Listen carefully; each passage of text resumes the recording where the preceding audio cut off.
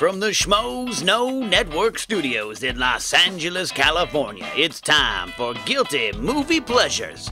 And now, here are your hosts, two of the guiltiest cats I know, Josh McCouga and Steve Simone. All right, here we go. Schmoville, what's happening? We're here on Guilty Movie Pleasures. Steve, how are you, man? Good, man. What's up, Schmoville? We're waving. We're saying hey. I'm pumped to be back. This is turning into a lot of fun. Episode 2. I know, and we're coming in hot today. We're talking Commando, which is hands down one of the greatest guilty pleasures of all time. But before we get into that, you know, Schmoville doesn't know you that well yet, Steve. They really don't, and it's unfortunate because you're one of the best dudes I know. Oh, thanks, buddy. You're fantastic. Give Schmoville a little bit of something like, who is Steve Simone? I'm a guy. I'm a stand-up comedian. Correct. And I'm the middle of 3 brothers. That's awesome. So I moved here because I always had fun making my brothers laugh, and I moved to California because I loved movies so much, and this is where movies came from. And that was one of the reasons why I'm really excited about this show is because when I was a little kid, that's what me and my brothers, my dad would take us to movies. Yeah. And then on the way back, in the car ride back, he would, okay, now what would you do different? This is what I would have done. Okay, now what if Flash Gordon had a sidekick that had magical powers? That would have taken it from a 9 to easily a 10. And why I'm so excited with the Commando thing, like, because I remember when we were really little, my mom would have to come to the movies with my dad and us. Okay. Because, you know, you're a little kid, you're 3 or 4, you need as many hands on deck as possible. Sure. But by the time Schwarzenegger started to make movies, we were old enough where my dad could take his boys to the movies without my mom. Man. But my dad was so clueless, he thought my mom really was missing out. She'd be like, wow, I really wish I could go see Commando. Like, I remember it was either Commando or Predator, and my mom just wanted 3 hours in the house by herself. But my dad would be like, oh, man, your mother's really missing a great flick. Right? And then he'd come in the house, and he'd be like, babe, I don't want to ruin the movie, but Arnold did it again. He did it again. Phenomenal. You should see how he takes out the bad guys. Oh, my God. That's it. I mean, my dad was... You know, my mom was really strict about movies that we could watch. Like, we weren't on to see R-rated stuff. Do. And my dad would, like, slip. That's what dads do. Like, I remember being 7 and my dad being like, you want to see Indiana Jones and the Temple of Doom? They eat brains. And I'm like, yeah. Yes. Yeah. So he would sneak those movies in. My dad always took us to movies. And Commando was, like, one of those family movies that me, my dad, and brother just loved. Loved that movie. And the suspension of belief when you're that young really is incredible. Well, what's incredible is it has been years since I've seen Commando. Right. For whatever reason, Predator stayed in my rotation more than Commando, okay. And I don't know if it's because of just how cable television. Because these are the types of movies I like to watch over and over again, absolutely. Whenever they're on. Sure. And I don't remember the last time I saw Commando. I just knew I loved it because I loved Arnold. But it's been so long. I really thought it was a realistic movie the last time I saw it, and then I watched it to get ready for this, and I'm like, oh. My God. Did you see this movie in the theater? Yes. You did? Uh-huh. Oh, man. See, I never saw it in the theater. I remember the first time, like the remember when moment. Remember the first time? Yeah. We were definitely in, we moved out of our house into a new house. We have a special guest calling in. We got a special guest calling in. Didn't want to ruin it up top. But all right, JT, when you want to put him through? Hey, welcome to Guilty Movie Pleasures. This is Josh McCouga. Who do we got here in Schmoville? I mean, I have to tell you, it's pretty fantastic that you guys are talking about this on your first or second episode, depending on. I'm tuning in for the first time because, of course, it's my movie. What? Is this Arnold Schwarzenegger? I don't know who you are or who is talking, but whenever you have a former governor, you should address him as "Hello, Governor." Oh, I'm sorry, Mr. Governor. I appreciate it. I appreciate your phone call. It's okay. Lighten up a little. I'm playing with you. Steve, you got a question for the governor here? Hi, Mr. Governor. Thank you for making awesome movies. Hey, we heard you had some stories from the set. Can you enlighten us on any of those stories there, Mr. Governor? First of all, you throw to your co-host and ask him if he has questions for me, and then he goes to talk, and then you ask another question. Make up your mind. It's really. Now, I was wondering, now the main thing of your co-host, Stevens as Simone. Very funny. Friends with Mr. Roddy Piper, who I'm also a big fan of. Now, Steve Simone, what I like about you is you consistently use fantastic, and I believe by saying fantastic, that's fantastic. Thank you, Mr. Governor.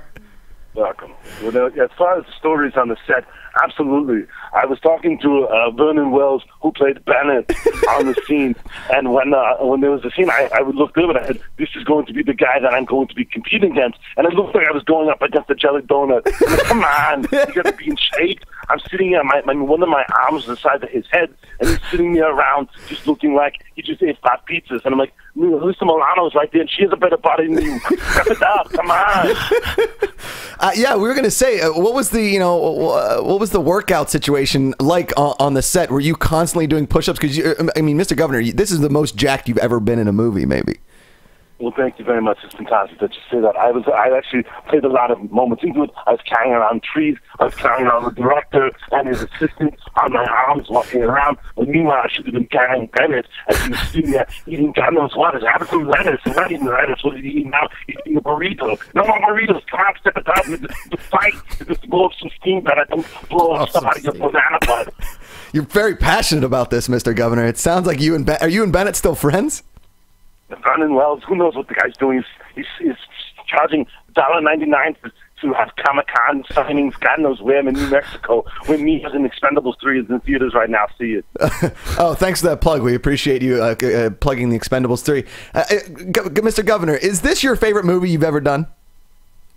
It depends. I mean, I'm a big fan of Pumping Iron, of course, that I do with Ferrigno, where if you watch that, you talk about getting into someone's mind. Me, the governor, getting into the Incredible Hulk's mind. It's really fantastic to watch that. But as far as working in movies, I'd say Predator is one of my favorites. But going into it, yeah, Commando, because I get to kill an entire army with one grenade.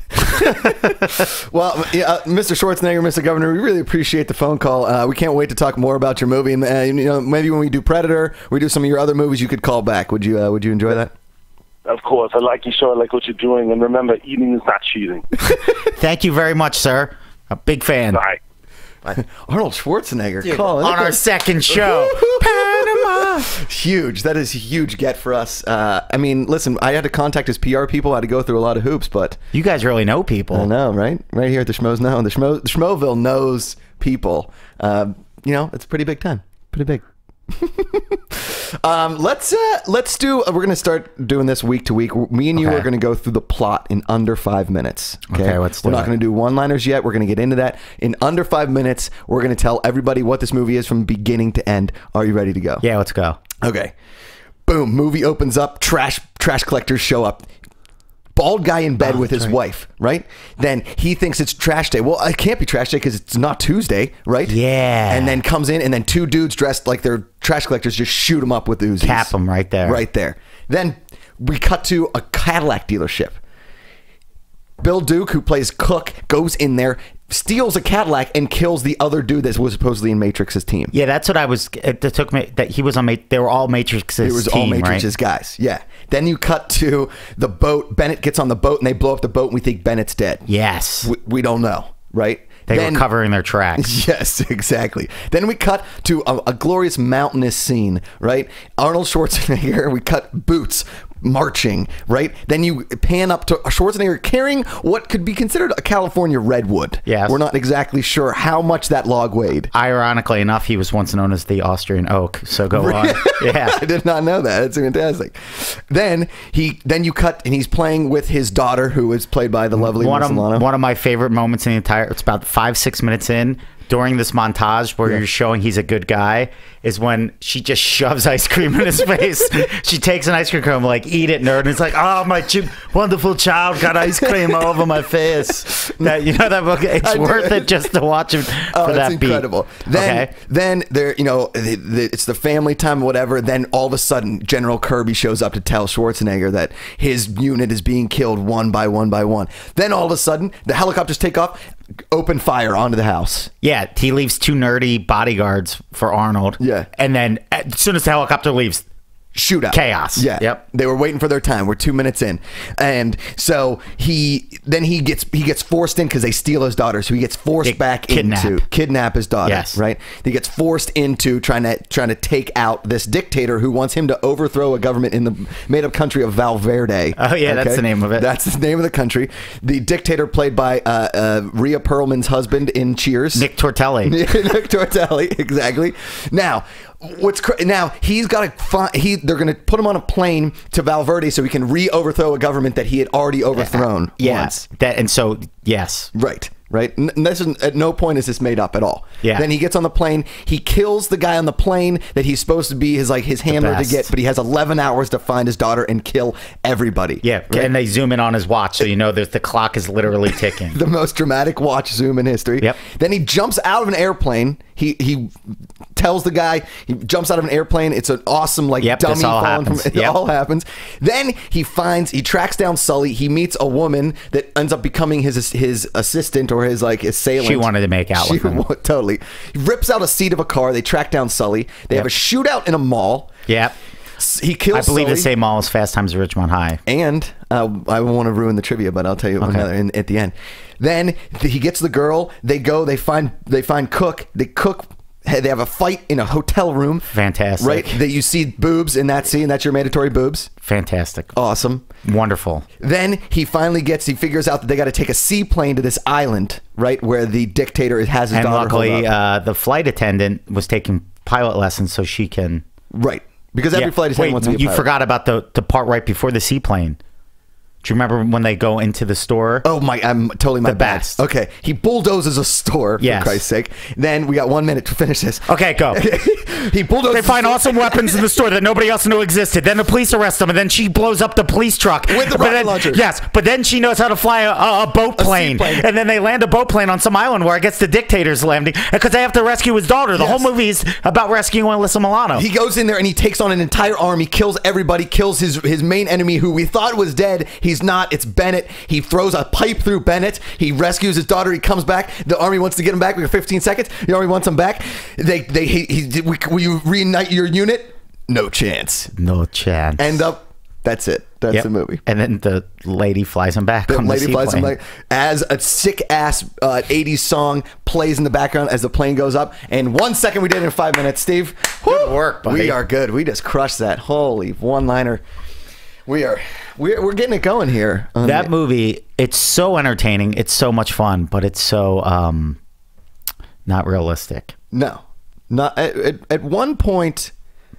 You see, as a kid, you just thought, okay, this can happen. Oh yeah, this can do it. It's like a shootout in a mall, no problem. Yeah, they killed multiple mall security guards in the movie. Yeah, you know this. Yeah, there was so much. I was wondering what the over and under in bodies on this movie must have been. I got that in the quiz. Do you really? Oh yeah, I've got the body count, including all the soldiers at the end. Every soldier accounted for.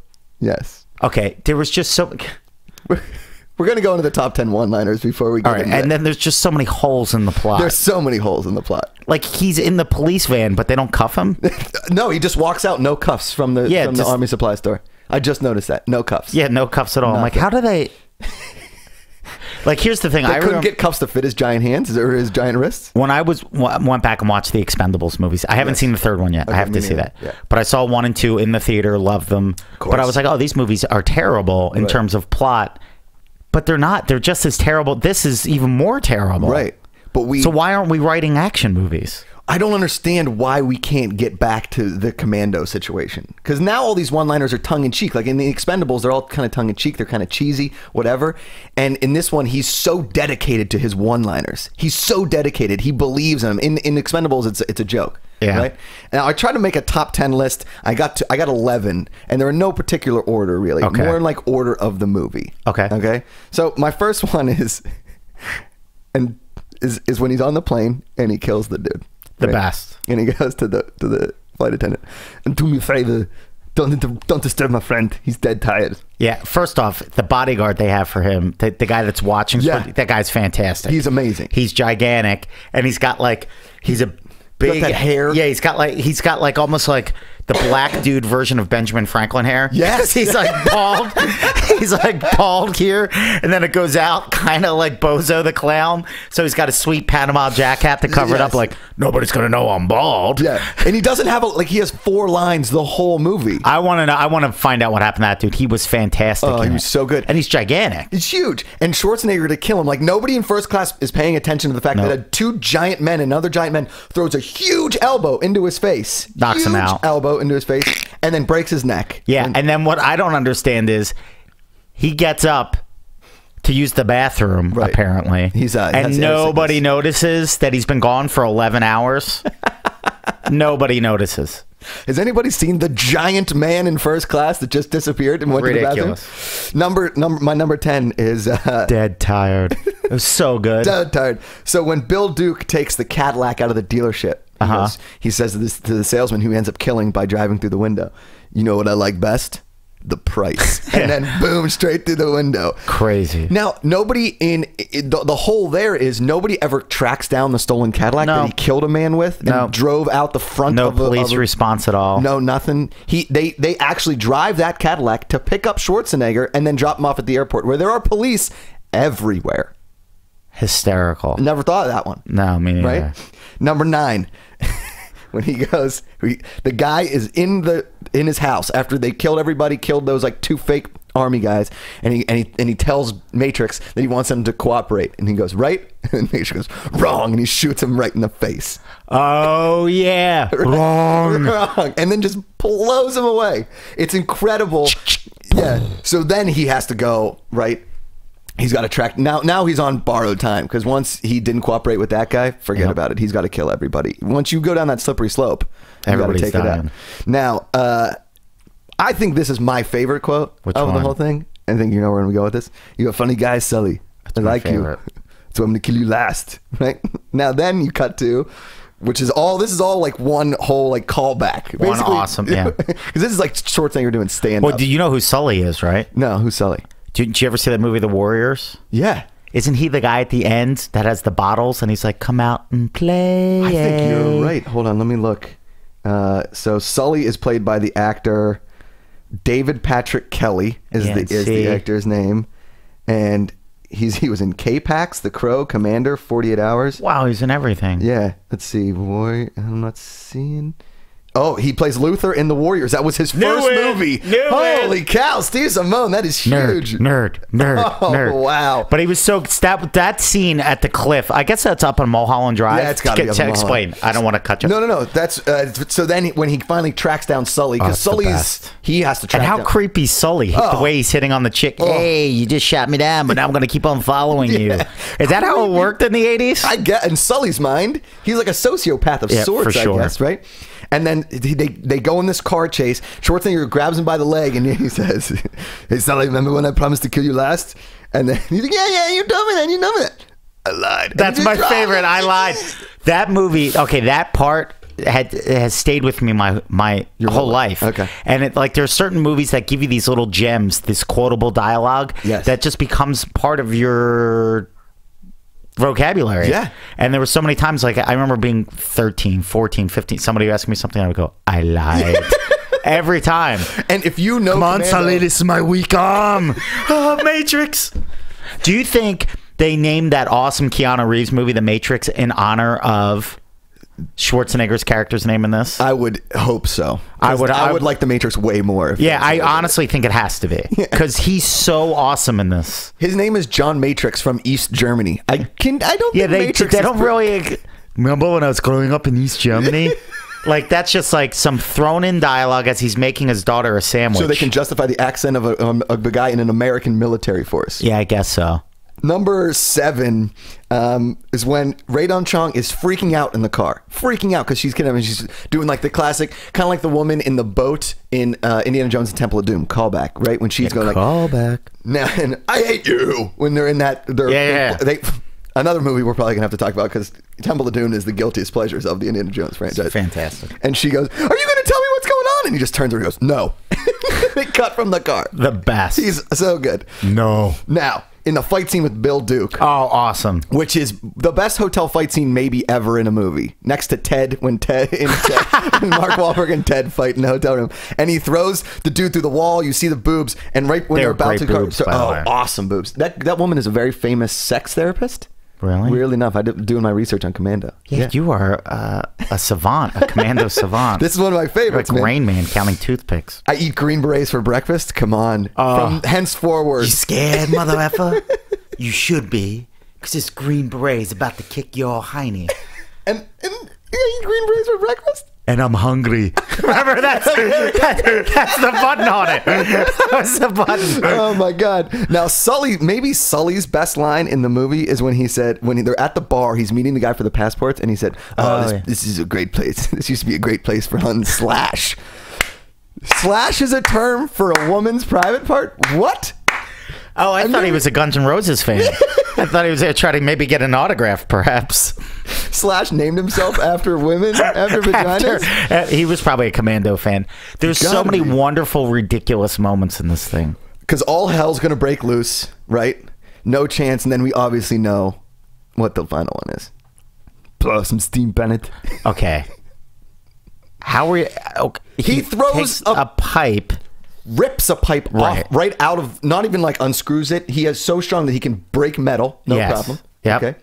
And then throws a blunt force object through a man like who's wearing giant javelin. Like a giant javelin that then goes right into a steam vent, and then steam is blowing out of a man's torso. Oh, okay. Because I was like, wait, was that supposed to be a steam pipe? I mean, there was no steam when he broke it, but it just when it got stuck in his chest. And it went straight through chainmail, a human body, and then through more metal. So a steam can blow out of a man. Okay, I don't know where this fits in, but at what point were you watching Bennett and going, is that Freddie Mercury from Queen? Oh, yeah. There was definitely like, that's who he was modeling his look after, right? It had to be. They look exactly alike. Exactly Mustache, alike, right? Except that Bennett, the only thing Bennett has going for him, there's no muscle definition in the man at all, as Arnold was saying about him. There's no muscle definition. He's wearing no sleeves the whole movie. He looks like he's never lifted a weight in his life. But he did have that crazy look in his eyes. He had that crazy look. That's the scariest thing. And in that fight scene, when he blows off some steam, he's like, he gets so excited that Schwarzenegger is egging him on to fight him with this knife. Right? Yeah, I remember my dad watching that movie, like when we were kids, watching it over and over again. Yeah. He was so excited for the knife scene at the end. This is what he really wanted, man. This is what it's coming down to. He's gonna get some justice. Your dad's like calls a timeout in an NFL game. He just gives a pep talk. Everybody have popcorn? He would make sure we all had our treats ready. So good. It's incredible. Then we Do you know what was a nice moment, though? Tell me. That set up that fight scene was when I don't know the actor's name, but he played Carla's husband in Cheers. The dictator Bedoya, I think is... Nick Tortelli, I'll just call him. Just call him Nick Tortelli. It's fine. When him and Bennett were having the heart-to-heart, and he was, Mr. Bennett, you sound like the one that's scared. I am, because I'm smart. How great was that? Wasn't that awesome? Because it just sets up like, oh, you know what's going to happen. Hey, Matrix and me have some unfinished business. Now, when he throws the pipe through him, right? You cut to Alyssa Milano, who's now just like giggling like a schoolgirl. Like, she didn't just see a man be impaled by a steam pipe and just not have her life threatened for multiple... this movie only takes place over like the course of 11 hours. We know that, right? And because we have the watch so many times, we see the watch. Thank God. Let's talk about some of the bad guys. We're going in. We got Bennett, played by Vernon Wells. You got, dude, Bill Duke. He might be one of the greatest villains. He's been in a lot of stuff because he's got that look. What was his background? Do you know anything about him? Was he like a real army dude or something? I think Bill Duke. He received his dramatic arts training at BU and then at NYU. Smart dude. Because he never looked like. He doesn't look like a bad guy to me, but he always played a bad guy. I know, because he had that serious, gotcha. The presence of mind. Was Sully really like a bad guy, or was he just a joke? Was he like he wasn't going to actually do anything? What could Sully do? I don't know. But he was the creepiest guy in the whole movie. Oh, without a doubt. Yeah. Like, I even think he was creepier than Bennett at the end when his eyes get all crazy. Like, here's my chance to turn the knife. Yeah. But Sully, he was just so creepy that. Anyway, and then there was Arius was the name of the dictator, played by Dan Bedoya. Is his Okay, name. so that's Bedoya. Nick Tortelli. Right. And then the guy who died, his name was Enriquez, but you never even heard his name. I had to do a lot of research to even find out that his name was Enriquez. Oh, the guy that he snapped his neck on the plane? Yeah, he's dead tired. Right? So good. And then he destroys... So here's the... Okay, so he gets off the seaplane, right? Uh-huh. He rows a boat. Yeah, why does he... I'm going to strip down to my underwear. Yes. Like, why does he have to get in his tighty whities I don't understand to row the boat? That was always even when I was a kid, I didn't understand like why he's wearing a Speedo, right? Then he gets onto the shore of this island, right? Yep. And he straps on, he does the MacGruber strap in, like that was grenade, great. everything. Everything. He carries basically an entire army surplus store straight up a vertical cliff that we never see him climb. He just shows up on top of it. Yeah, bad. Okay. They don't really have that stuff at army surplus stores, do they? Hidden? Because it was like he hit the secret button, and then it opened up, and it was like all the most cool weapons ever. Yeah, I every time I go to a surplus store, I think to myself, Kinda, right? Do you have this? I wonder how that works. Like the back room in like Men in Black, or like the back room in Jumanji. Remember in Jumanji when they went in and they had like the secret weapons? Well, yeah, and remember that Simpsons episode when Homer wanted to buy illegal fireworks? Yes, yeah. And he was like, I'll take this, some of this, and some illegal fireworks. And the guy was like, what? And then the cop left the Quickie Mart, and he just pressed the button. All those fireworks come around. You would think that army surplus stores maybe have that. Do they have that? I'm just so naive. I don't know. I guess maybe. Can we go to an army surplus store and find out? Like, listen, we're not cops. We're just researching for a guilty movie pleasure show. We have a movie show. and we're talking about Commando. And then, listen, we're dissecting the movie. We're getting a little bit ahead of ourselves, but I like that. I think what we're talking about is very important. It is. Right? Okay, does he need to bulldoze the surplus store? Why can't he just break in? I don't know. When he breaks into the area where they get the seaplane, they find out the information, he doesn't even have bolt cutters. He literally rips the chain lock off the door. He's that strong. There was a lot I didn't understand. Okay. So, go ahead. Where was that? Where was this island? The island was off of Santa Barbara. Okay, it's not the country of Val Verde was where he was originally flying in the plane. That's 11 hours. As you know, exactly 11 hours. He's hiding up in Santa Barbara, getting ready. That's where Nick Tortelli lives. Correct. He's hiding, but I don't understand how an entire army is like just hanging out in a hangar in Long Beach. That's what I was trying to. Yeah, what is that? They just like rented out this office space. Like, hey, listen, we're gonna pay the money up front, but you might see some crazy things.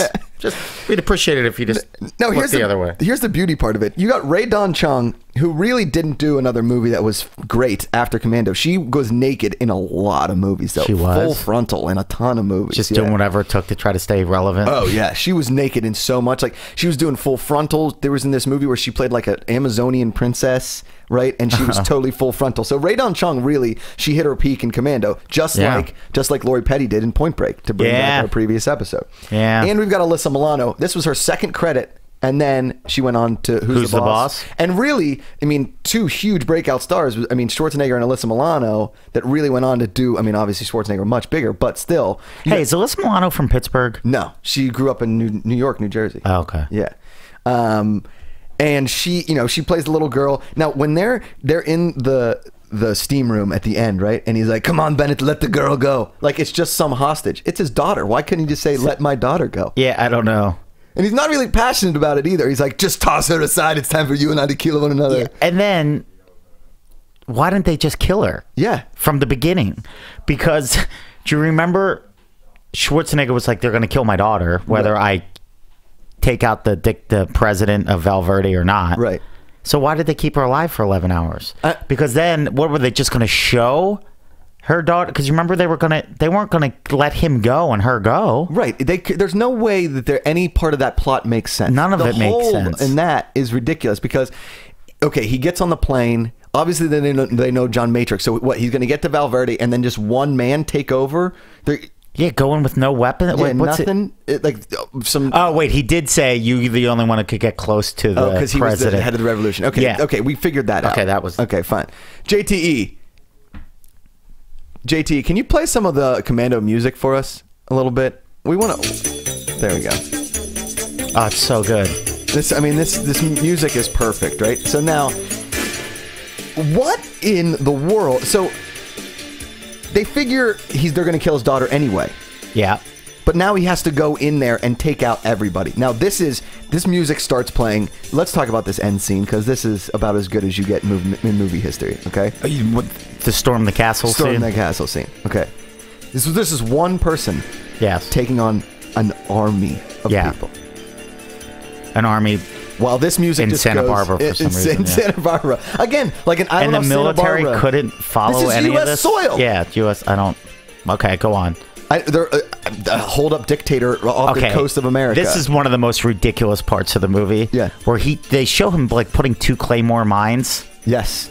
And then when he finally hits the button, it blows everything up. It blows like up a bell tower. It blows up like 1,000,000 buildings. Like it would have taken him 3 days to wire all those charges. And as JT said in the car over here, those buildings look like they were made of paper mache. Absolutely. They look like matchsticks. Boom, boom, boom. Now, when he's blowing up soldier after soldier, and they can't hit anything, right? When they first he's shooting from the hip, shooting and just spraying the gun like it's a weed whacker, yeah. Right? Just and dudes aren't avoiding his bullets at all, but he hasn't been hit yet. Right? Nope.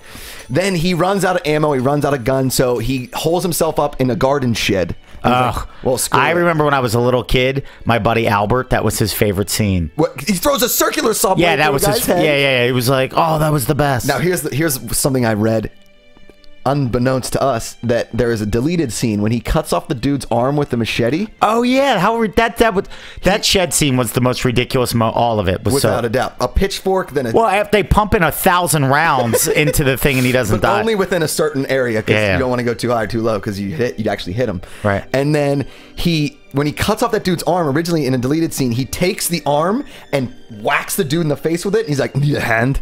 No way. Yes, and they deleted it. Oh my! Can you buy that scene on like DVD extras on the Criterion Collection? I looked everywhere for it. I couldn't find it.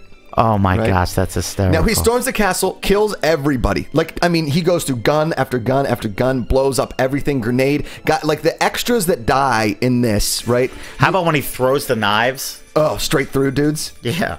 The extras that are getting killed as the soldiers are 100% getting like launched off springboards in the ground. Yeah, so true. Like one grenade bounces like 2 blocks away, and these 7 dudes get killed. Bing, bing. Right. Yeah. And when he blows up the buildings, I don't know if you noticed this, there are literally mannequins. Yes. That just fall over. Yes. Standing outside the... Yeah, absolutely. They don't jump, but all the normal extras are jumping like they're acrobats. And then blink. Yeah. Some of these dudes are doing like legit dives. Like they're doing twists and McTwists in the air, and they're dying. Probably like former NCAA champion gymnasts. Yes. Oh, without a doubt. And then we get to the final scene that we've been talking about ad nauseum, but it's perfection as far as fight scenes at an end of a movie goes. Yes. And we're all shocked still that Bennett got it. And then I mean, you are throwing a steam pipe through a man. Okay. Do you know who makes a cameo as an air control operator that Ray Don Chong is trying to get out of? I noticed it because I went, that's Chet from Weird Science. That was Bill Paxton, Bill Paxton, yes. Because I was going back and I was going, wait a second, did I miss something? Yeah. So I hit rewind and I'm like, he's just there. He's just there. He's and then why aren't they tracking her? Why didn't he just reach out to them for help? Right. Like, hey, I know where my daughter is. Yeah. Instead, I'm going to commit all these crimes throughout the city of Los Angeles. Nobody. And then when the helicopter lands to warn him, it's after he's already blown up the whole. They don't see these bad guys going towards his deserted house. They're in a helicopter. None of it makes any sense. And then they land again. Just in enough time to see the aftermath? Yeah. And they don't see him? They don't see him and at him all. in the other car? They're in a helicopter. Steve kills 50+ soldiers alone. He doesn't actually call for backup. So good. He doesn't do anything. He just waits until the end. He's like, Arnold did it again, babe. He did it again. This movie, all right, I think we should rate it. I think we should rate the movie on the awesome scale. I think we suspend belief and go back to when we were 8. It's a 10. It's a 10. Yeah, it's amazing. This might be the guiltiest of guilty pleasure movies. It's so, dude, when he's just painting his face, he's all jacked and he's putting on camouflage paint, but he's going to just walk straight through the whole What is he hiding from? I don't know. Do you need camouflage to raid a mansion with a drug dealer or dictator? Maybe it's like war paint to psych himself up, like the Ultimate Warrior. Oh yeah. See, that's kind of where I was going with like it. Braveheart. Like, yes. I think that's where part of it. It's part camo, part war paint. God, hey JT, can you play some more of the music? I kind of want this music to keep. Oh my God. I would give it a 10. Yeah. It's 10 awesome. straight across the board. I mean, listen, the women are Well, hot. maybe a 9 because then I would give Predator a 10 because it involves an alien. Can you turn it down just a tad, GT? This is Commando the musical. What? Do you know anything about No. this? All right, Schmelville, do yourself a favor and Google Commando the musical. It's absolutely perfect. It's a guy imitating Schwarzenegger. Doing voiceover for like the movie and like talking about. Is it real movie dialogue? No, there's like a couple real movie dialogues that are good. I guess he didn't really have that much dialogue. It was all No. one-liners. I mean, the only really sex scene is when they break into the hotel. He never kisses Radon Chong. And you see that lady with the giant boobs is a real-life sex lady? Sex therapist, yeah. And they go to the end, and like all of a sudden, Radon Chong is going to be his Alyssa Milano's new mom. Yeah. But there's never any mention of a mom or a wife in any of the movie. Like, my wife was killed by this dictator or anything like that. Nothing. Nope. No. It's just he's living with Alyssa Milano up in the woods and Going he's a single fishing and dad. getting ice cream smashed in his face. That's it. That is one of my favorite moments. Seriously, about 5-6 minutes in. Oh, he's laughing She just about it. smashes and then he just starts laughing. I think we've hit everything we wanted to talk about. Oh, I loved it. Besides the fact that we didn't really talk mostly about how a man can rip a seat out of a car. Yeah, just like that. Like it's Velcro. Yeah, and the police never caught up with him. The police never caught and up that they with him? catch him at the army supply store and Doesn't get handcuffed. And there's no handcuffs and there's no police escort. It's just two cops. Hey, I think we see a hooker. What's up, baby? Yeah, it's so ridiculous. Okay. Fight scene in the mall too. Security guards. There would have been a 9 SWAT team there, and in under 5 minutes. Oh, you know what? We forgot one of the great one-lines when the security guard's talking to the chicks in the mall. And he goes, "You want to see me kick some ass?" And then it just goes over and gets crushed, and just gets absolutely destroyed. All right, let's go into the Guilty Movie Pleasures quiz. You know, my dream in life is to be a game show host. Let's go. I've got some questions here for you, Steve. We might have actually did it. We're gonna wrap it up here. This is the last thing we're doing. All right. In 1986, a sequel was written by Steven D'Souza, who wrote the original. It later became... Schwarzenegger didn't want to reprise his role as Commando. That script became what 1980s action Christmas classic? Don't tell me. Are you serious? Mm-hmm. The Bruce Willis movie? Yes. Die Hard? Die Hard was the original sequel for Commando. Now I'm mad at Schwarzenegger. Now I always loved him. But could you imagine if it was Commando taking down the Nakatomi Towers? Yeah. He could speak German with Hans Gruber. I swear to God, that is a true fact.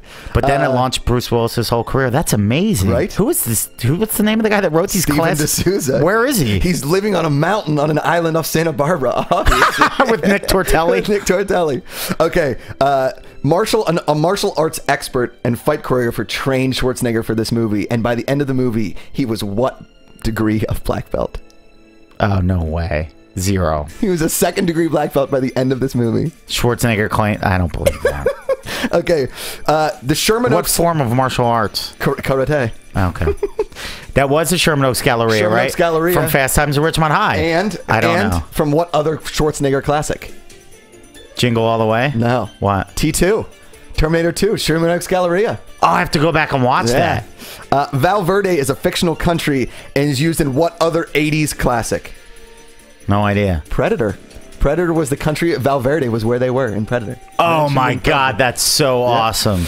There were 2 people. Wait, we have to get T-shirts printed up that say "Visit Wonderful Val Verde," like like those tourist T-shirts. Wow, that is dude. incredible. Let's do that, Yes. and let's do it. Sell them to the schmoes first because they'll be the first people that get it. Yes. and then we'll use the money to do something awesome. Okay, got it. Well, We're in. that's brilliant. In the making. You are a marketing genius. Okay, over under 115 body count. Has to be. Oh.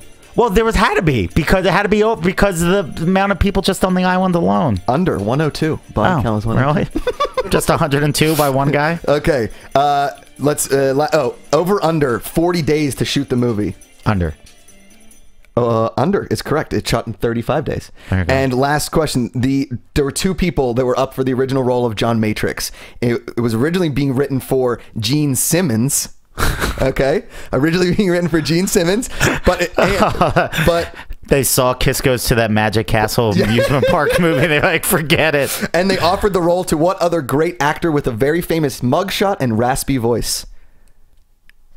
Not Nick Nolte? Yes, Nick Nolte was originally wanted for the role of John I love Matrix. how it worked. Schwarzenegger brought his magic to it. Yes. As did you to this episode. Dude, this was so much fun. So much fun. I know. This is way too much fun. Dude, this is so much fun. So much fun. Like, I was a little nervous this time. It felt more like a TV show where I was like, hey, everybody.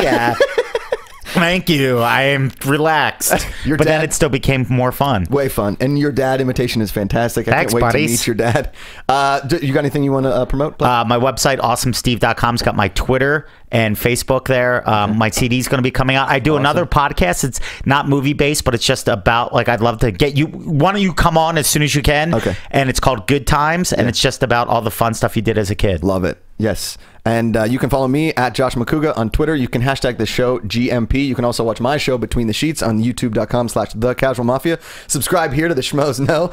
Mark Ellis and Christian Hart. Oh, and let people know, please, guys, if you like this, please rate it and subscribe on iTunes so we can keep it going. Rate it, subscribe on iTunes. 5 stars. 5 stars, please. We were there was the new shows 5 in the top 10 last week on iTunes. This one especially. Thank you guys so much for watching. And we're gonna go out on the Commando review of Mark Ellis, Christian Harloff, and John LaJoie. This is a classic. Oh, cool. From the Schmoes Know channel. We'll see you guys next time. I'll be back. From producers Christian Harloff, Mark Ellis, and the entire Schmoes Know Network crew, we would like to thank you for listening to Guilty Movie Pleasures. What's your pleasure? Special thanks to Kevin Undergaro and Maria Menounos, the author of Every Girl's Guide to Diet and Fitness, in stores now.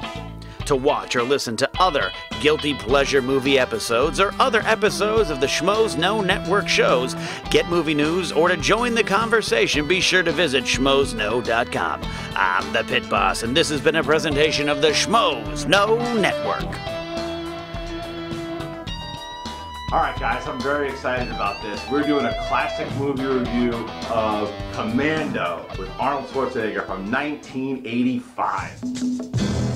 If it's a mission no man can survive, he's the man for the job. Arnold Schwarzenegger, Commando. Let's party.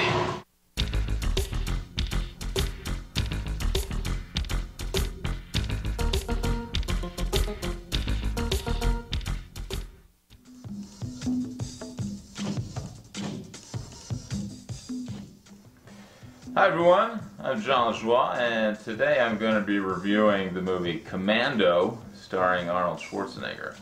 Commando is a movie that everybody my age, of my generation, saw when they were little kids, except me. What an idiot. I never saw it. I saw every other Arnold movie, saw The Running Man, saw Predator, saw all that good stuff, Terminator, never caught Commando.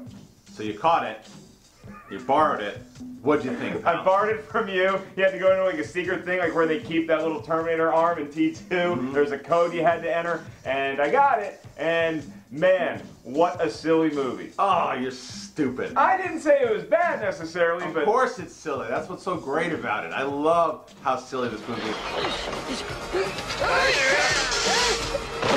One thing that I love about this movie is that Arnold Schwarzenegger's name is John Matrix. Now, if you open the phone book and look under Matrix, I don't think you'll find necessarily any names or any human beings that exist in the world with that last name. It sounds like a great, awesome action hero name that just doesn't exist in real life. So Lieutenant John Matrix, I think he's a lieutenant. Or maybe he's just like a guy that used to shoot a lot of guns. Who knows? He has a lot of muscles. That's the only thing that counts. Don't disturb my friend. He's dead tired. This movie proves you cannot remake an Arnold movie. And if this movie doesn't prove it, then the new Conan definitely proves it.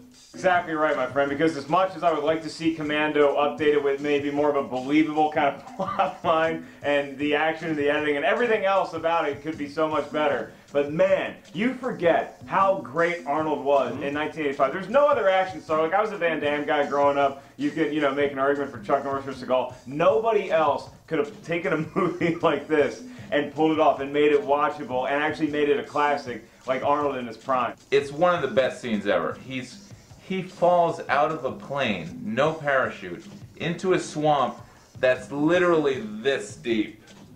Like this deep. And he lands, gets right up, and he's good. If about 100 people are shooting at you with the machine gun, you're not in danger, because all you have to do is turn around with your machine gun and start shooting it like this without even looking, and you're going to kill all of them, and they're not going to be able to kill you. Here's the plot. Arnold, retired, badass dude, right? Guys come in, kidnap his daughter. He goes, uh-oh, now I'm going to kill everybody because I'm not doing what you want me to do. That's all you need to know. But he retired at like 28. Like he didn't even like give it up like after a long service in the military. Right. He was just like, you know, late 20. Maybe he was about to hit the internet boom. I don't know what he was going to do for the rest of his life. Right. But he retired from killing people, but not for a You know, while. I got to do it. I have to do it for this one. Some of the best Arnold lines of all time. One of my favorites is, I eat green berets for breakfast. Right? Wrong. Hey, Matrix. Wait, Sally, remember when I told you I killed you last? That's right, Matrix. You did. I lied. Remember, Sally, when I promised to kill you last? That's right, Matrix. You did. I lied. But some of the best scenes you gotta play in slow-mo because they're so badly shot and fake. When he throws grenades, play it in slow. You don't even have to play it in slow motion. You can see it. When he throws the grenades, you can see this. When you see it at full speed, the grenade hits and the guy's like, ah! They fly up in the air and die. But when you play it in slow mo, they're not even hiding it. The guys are on these platforms that shoot up, and just play it in slow mo, and it's so horribly obvious that every time, and it happens like 100 times, you see the guys just fly off these little platforms. Schindler's List, maybe. Gone with the Wind, okay. Commando, gold. Done and done. Commando, John Matrix. Let's schmo it. This movie is gonna get, because I didn't see it as a kid, you know, I kind of want to build a fort right after I saw it, yeah. I'm gonna give this movie 3 out of 5 schmoes. And it gets, it only gets to 3 because of Arnold, man. Seriously, because as a real movie, it's, but Arnold is still so personable and so charismatic. We miss you. I agree with you that it's silly, and I agree with you that only Arnold can pull it off. But because Arnold pulls it off, it's a great, ridiculous, silly action, carnage everywhere. You will have so much fun if you haven't seen this movie. It's a bad movie, but it's a great movie. And I go 4.5 out of 5 schmoes. Yes. He breaks into a sporting goods store that just happens to have, like, Don't make logic. a cachet of weapons. And there's a plane that they happen to fly in. I mean, it's ridiculous. It makes no sense, but it's fantastic. She's got the rocket launcher. It's stupid as shit, but I love it to death. I do absolutely recommend this movie, and out of 5 schmoes, I give it 5 schmoes and 1 John Matrix.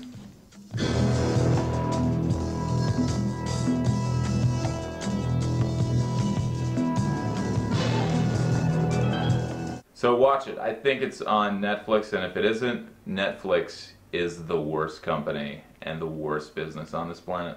Blow off some steam, Bennett. Yes.